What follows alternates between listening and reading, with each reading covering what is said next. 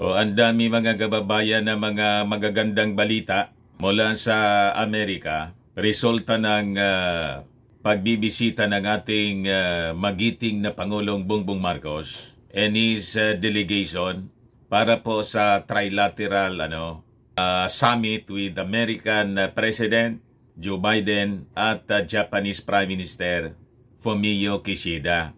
Ano niya, Mr. Maravillas, yung mga magagandang balita galing sa Amerika kasi naririnig namin dito sa lokal, La Traidoran.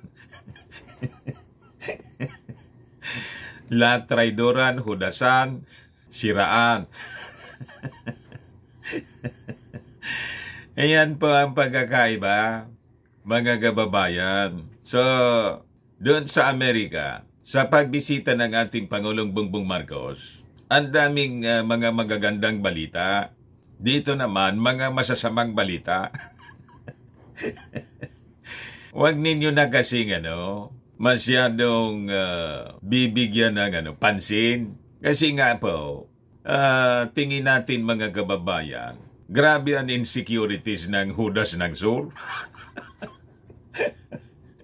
Hindi niya matanggap ng isang Bongbong Marcos ay lulunod sa kanyang administrasyon. Mukhang duwende siya, no? Ikaw niya, Mr. Maravillas. Yan man talaga po, yung 6 years ni Maudigs, mga kababayan. Naging duwende po as compared sa 2 years pa lang. Magto 2 years pa lang na administrasyon ng ating Pangulong Bongbong Marcos. In terms of achievement, hindi nga lang mga kababayan duwende, kundi itim na duwende pa. Kasi nabuking mga kababayan yung mga maiitim na ginawa mga kababayan ni Maudigs sa pakikipagsabuatan sa China. Yan po. Duterte admits handshake deal with Chinese leader. Ex-President Duterte, China confirmed pact not to repair Philippine outpost. China confirms gentleman's agreement with Rodi Duterte. Marcos allegedly okay with deal until... Allegation lang po yon na nag-okay yung ating Pangulong Bongbong Marcos. Hindi po totoo. Malinaw po sa mga actions ng ating Pangulo. Consistent po yung ating Pangulo sa kanyang paninindigan. Not an square inch ang hahayaan niyang makuha ng any foreign power. So yun mga kababayan, yung mga balita, masasama na balita dito sa ating sa ating bansa, gawa ng Hudas ng Sur. Na naging Pilato po noong isang gabi, nagugas kamay. Ugas kamay mga kababayan si Maudigs. Pero niya, Mr. Maravillas, ano yung sinasabi mong mga napakagagandang balita galing sa Amerika? Babaha na po ng investments. Ito po yung mga magagandang balita. Philippine-Japan, US to open Luzon Corridor of Investments after trilateral summit. Ngayon nga po, kausap ng ating Pangulong Bongbong Marcos, yung mga negosyante ng Amerika. Ito po yung balita released by Presidential Communications Office. Live ngayon po, President Ferdinand Marcos Jr. concludes his official visit to Washington by delivering a keynote message during a formal dinner hosted by the U.S.-Philippine Society, April 12, 2024. Pinakinggan ko po yung mga mensahe rito ng mga officials ng Amerika at saka lalo na yung Chamber of Commerce, yung mga negosyante. They're so excited mga kababayan sa mga developments ngayon, mga initiatives na ginawa ng ating Pangulong Bongbong Marcos. At ibabaha nila mga kababayan yung investments dito sa ating bansa na makakatulong ng napakalaki sa pag-unlad ng ating economy at pag-create ng libo-libong job opportunities sa ating mga kababayan. Ayan po, mga kababayan, a private sector initiative, the U.S.-Philippine Society, was organized to broaden and expand interaction in understanding through basic research and or applied research in areas of security, trade, investments, tourism, environment, history, education, and culture between the two nations that would benefit the American public and the Filipino people. Lalo anyang mainggit niyan, Mr. Maravillas, yung China. Wala po. Tama yung mga analysis natin. Ang direksyon po ng ating bansa is to disengage with China. Kasi yung mga Chinese po, nagsasamantala sila sa atin. Nakikipagnegosyo yung China sa atin. Ang intention po, para kamkamin yung ating territory. So ginagamit nila yung kanilang yaman para po mag-take advantage po sa atin. Yun ang masama doon. So napakaganda itong naging desisyon ng ating Pangulong Bongbong Marcos to shift to Japan, Amerika, at iba pang mga bansa na may respeto po sa international law. Doon tayo makikipag-transaksyon mga kababayan ng negosyo. Hindi sa isang bansa na mapagsamantala. Tama po? But before ko mga kababayan ibigay sa inyo yung full story ng mga napakagandang balitang yan, para lunurin natin yung mga kasamaan na nangyayari po dito sa lokal, courtesy ng Hudas ng Sur. Click subscribe muna dito po sa ating YouTube channel and hit the notification bell para lagi po kayong updated sa mga kaganapan dito sa ating bansa. Like and share na rin po ninyo ng ating video.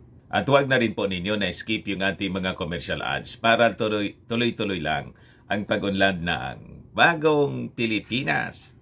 Sa mga naghahanap po ng malinis and spacious fitness gym, pumunta lang po kayo sa aming Colossal Fitness Gym. We also offer Grab Car Rental with our brand new 2023 model ng Toyota Innova. We also accept booking for those who are planning to travel via PAL, Cebu Pacific, and other airline companies, local and international.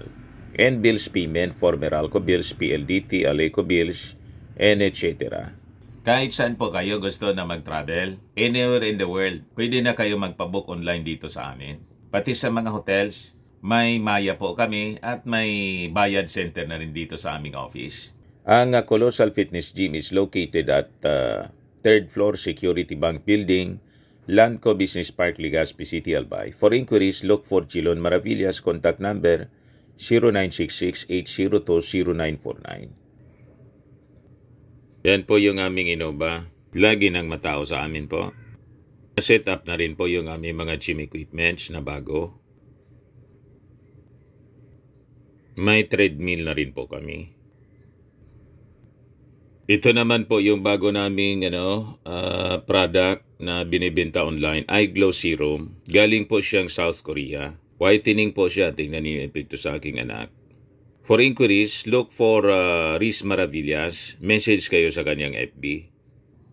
Ito naman po, Firmax Firming and Lifting Cream. Pinapahid po sa mga pulses and affected area. Mainam po ito sa mga pains and paninigas na mga kaso-kasuan.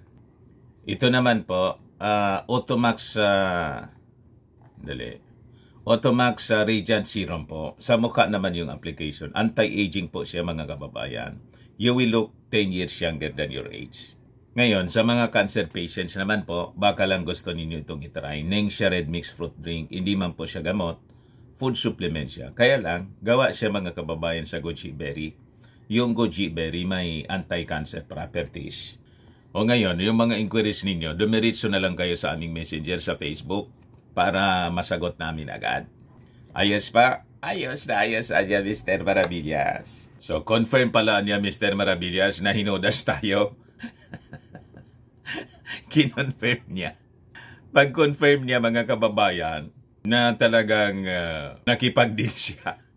Takot na takot kasi takot na takot. Tinakot man kasi ni Xi Jinping. Huwag niya. Huwag kayong gagalaw. Ayaw ko anyang masira yung pagkakaibigan natin. Naniwala siya. You'll be niya in trouble. Naniwala naman po sa paninindak si Digong. Nanginig po yung maisog. Pumayag na lang siya mga kababayan sa status ko. Trap! Pumasok sa trap, mga kababayan, si Maudings. Alam nga naman na niya walang considerations, Mr. Maravillas. Kaya nga yun nangyari po. Prinumisahan ng kung ano-anong negosyo, papasok sa Pilipinas, and mga kontrata po, kasama yung train sa Mindanao. Railway project, hindi man po natuloy. Kasi nakahinge pala mga kababayan dito sa intensyon nila. Nakamkamin yung ating territory. Buti na lang niya, Mr. Maravillas. Ang nanalo by landslide yung ating Pangulong Bongbong Marcos. Hindi pa po mga kababayan, pinahihintulot ng ating poong may kapal na mawalan tayo ng bansa. Kaya inayaan niya, pinahintulutan niya mga kababayan na ang manalo na sa susunod nating leader, ang totoong matapang na Pangulo, ang tigre ng Norte, President Bongbong Marcos. O diba? So, ito na tayo ngayon. Mga kababayan, inadmit niya, Duterte admits handshake deal with Chinese leader. Kaya po walang makitang document, sabi ng ating Pangulong Bongbong Marcos. Kahit saan man anya kami tumingin, wala kaming makitang kasunduan. Handshake lang pala. Ang ginawa ni Xi Jinping, tinakot si Digong. You'll be in trouble niya. Natakot naman po yung maisog, yung matanda. Nervyoso pala niya, Mr. Maravillas. Kaya po sa psychology, ganun po, ang mga taong madaldal, like China po, matabi lang po siya. Kahol lang kahol. Hindi man po yung kakagat. Ano po, former President Duterte admitted that he and Chinese President Xi Jinping shook hands on keeping the status quo in the West Philippine Sea. In a press conference, Duterte recounted this conversation with Xi, in which they agreed that there would be no armed patrols and construction activities to prevent the escalation of the territorial dispute between the nations. So, ibig sabihin po, nag-agree si Maudings na pabulukin na lang yung pabulukin na lang po yung ating BRP Sierra Madre na ating outpost dyan po sa Ayungin Shoal. At pag nabulok na po, ang intensyon ni Xi Jinping, take over pag nabulok na niya. Pumayag si Digo. Yan po. Ganon mga kababayan ang ginawa ng matanda. Pinagkanulo yung ating bansa, yung ating mga mamamayang Filipino. Yung sabi rito, Duterte said his security advisor and top military officials, including current National Security Advisor Eduardo Año, were aware of and had consented to the verbal agreement which covered not only Ayungin but the entire West Philippine Sea. Kaya po, pati doon mga kababayan sa Pag-asa Island, nandun na po yung warship ng China. At ang sabi ng China mga kababayan, nag-agree daw yung administrasyon ni Digong na hatakin yung BRP Sierra Madre. Ayan po. China says Philippines promise to remove BRP Sierra Madre at Ayungin Shoal. Sa mga kababayan. Ayan po, sabi rito, the Chinese embassy statement said the Philippines went back on its word several times, including its promise to remove the Sierra Madre as far back as 1999, shortly after it was run aground on the shoal enough to bring construction materials to Sierra Madre. So yan po yung mga kaguluhan na nangyayari dito sa ating bansa, sa lokal po. Sinabayan po ng ganyang mga balita, mga kaguluhan ni Maudings at ng China. Yung napakagagandang mga balita, gusto nilang lunurin. Para hindi malaman po ng mga mamamayang Filipino. Mabaling sa mga walang kakwenta-kwentang bagay at sa kanilang mga propaganda ang atensyon ng ating mga kababayan. Hindi tayo po papayag. Kailangan ma-highlight natin. Ano ba yung mga magagandang balita? Solusyon ba yan sa ating mga problema rito? O lalong magpapalala? So yan ang tanong mga kababayan. Sa totoo lang, ito yung pinakamagandang solusyon po. And in fact, with the security engagement po, nasabi ng tatlong bansa, we stand as one. Ito na po yung tutuldok sa kaibangan ng China dito sa West Philippine Sea. And the pouring in, mga kababayan, ng investment. The stream of investments galing po sa Amerika, sa Japan, in other countries na walang interest po sa ating territory, ito ang sisilyo po sa walang tigil na pagsasamantala, pang-aapi sa atin po ng China. So ito yung magagandang balita as reported by ANC, sabi rito, Philippine-Japan, US to open Luzon Corridor of Investment after trilateral summit. So pakinggan po natin yung report ng ANC, mga kababayan. Iparinig ko sa inyo yung audio lang po. More investment pledges pouring into the Philippines as the trilateral summit in Washington takes place. So, more investment will pour in. Babaha po, mga kababayan, ng negosyo, ng investments dito sa ating bansa. Sabi ng report galing po sa ANC. White House announced Japan and the US will open a string of investments across the Philippine island. Japan and America will open a stream of investments dito po sa ating bansa. Luzon to accelerate the creation of high-impact infrastructure projects there. The so-called Luzon Corridor will be part of the U.S. Partnership for Global Infrastructure and Investment, will connect Subic Bay, Clark, Manila, and Batangas. It will also include investments in transportation, clean energy, and semiconductors, among others. Di ba napakaganda po? Very, very exciting, mga kababayan, ang future ng ating bansa sa leadership ng ating napakasipag na Pangulong Bongbong Marcos. Huwag po kayong naniniwala doon sa mga kwento na nagsasayang lang po, nagwawaldas lang ng pera yung ating Pangulong Bongbong Marcos sa pagtatravel po. Paninira lang po yan ng mga DDS kasi na-insecure po sila na uungusan na po ng milya-milya. Yung 6 years na pamamahala po ng hudas ng ng hudas ng Zor, wala pong binatbat, wala sa kalingkingan sa less than 2 years na pamamahala ng ating Pangulong Bongbong Marcos. Kaya ini-intensify po nila yung mga black propaganda at paninira. And I think may hand dito po yung China kasi nagsiselos po yung China na dati fiesta time sa kanila dito sa ating bansa. Lahat ng favors binibigay kasi po ni Digong sa kanila. Yung mga negosyo, yung mga projects dito, infrastructure, lahat yung mga Chinese contractor. Ngayon po, ibinaling ng ating Pangulong Bongbong Marcos yung kanyang atensyon sa Japan and Amerika. So sila na po, mga kababayan, ang ating mga magiging kapartner sa pag i-implement ng mga big ticket projects sa iba-ibang sektor dito sa ating bansa. Tinawag nila na Luzon Corridor po ang stream of investments na magagana po in the coming days and months. Kaya nakakatuwa po ito mga balitang ito, mga kababayan, na dapat ninyong malaman. Kailangan pong i-share ninyo itong i-share, lalo na yung mga Marcos loyalist po. Kasi ang naririnig natin sa social media, pati sa mainstream, lahat mga traidoran, hudasan. Di ba? Talagang dinesign nilang sabayan po ang ginagawa ng ating Pangulong Bongbong Marcos para lunurin nila sa mga propaganda. Wala man tayo pong mapapala sa ganung mga balita na traidoran. Exciting lang pakinggan, pero wala kang mapapala doon. Maiinis ka lang.